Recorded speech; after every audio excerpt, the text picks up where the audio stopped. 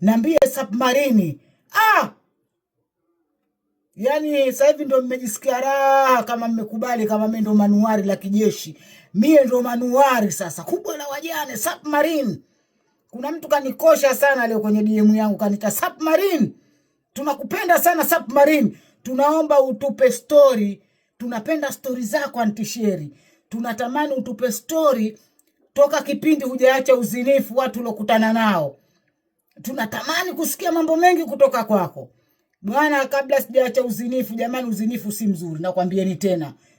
Wanawake wenzangu, acheni uzina. Tafuteni waume waoe mustiriwe. Mwenzenu kwenye uzinifu nilikutana na mambo mengi sana. Nilikutana na shemegi yenu mmoja unaambiwa akipiga bao kwanza ankunya. Jana lilijaza sana mavi. Mavi chwa anaanza na ushuzi kwanza. Pia na mwaga mavi. Namwambia vipi, anambia ndo mwanaume. Mwanamume lazima anye akipiga bao. Mwanamume lazima anye akipiga bao. Kanipaka mavi mara hizi mbili. Ya tatu nikamwambia mimi sasa kuendelea na relationship. Sitaki relationship gani ya kupaka na mavi. Baadaye nikaja nikakutana na rafiki yake. Sasa katika mazungumzo na rafiki yake walikuwa wamegombana. Akanambia Sheru yule jamaa uko naye, nikamwambia nishaachana naye. Akaambia jamaa mshamba sana yule, ndio maana jela tulikuwa tukimkaza. Nikamwambia kwani aliwahi kwenda jela? Naambia yule tulikutanaga jela yule. Tulikuwa ni jela, alikuwa snitch kishenzo, tulikuwa tunamkaza jela yule. Nikamwambia ndio maana akipiga bao lazima atangulie ushuzi alafu anye.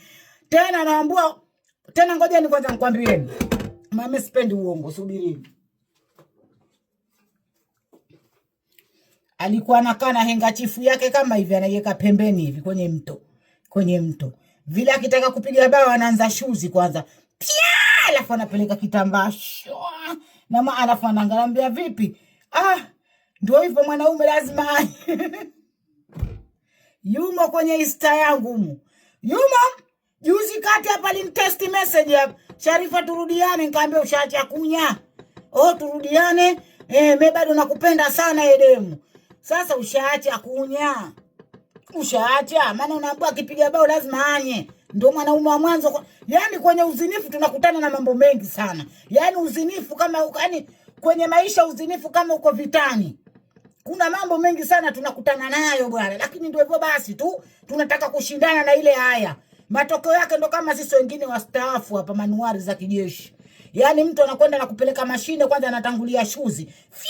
Alafu anapiga uharo pia anachukua hengachifu hivi. Alafu anakuambia yes, mimi mwanaume bwana. Baadaye nakuja kusikia story kwamba jela alikuwa snitch kwa wafungwa wenzake. Kwa hiyo watu wanampiga maprofila shafti. Mimi ndo manuari la kijeshi. Ndio mimi ndo Concorde. Umeelewa watu?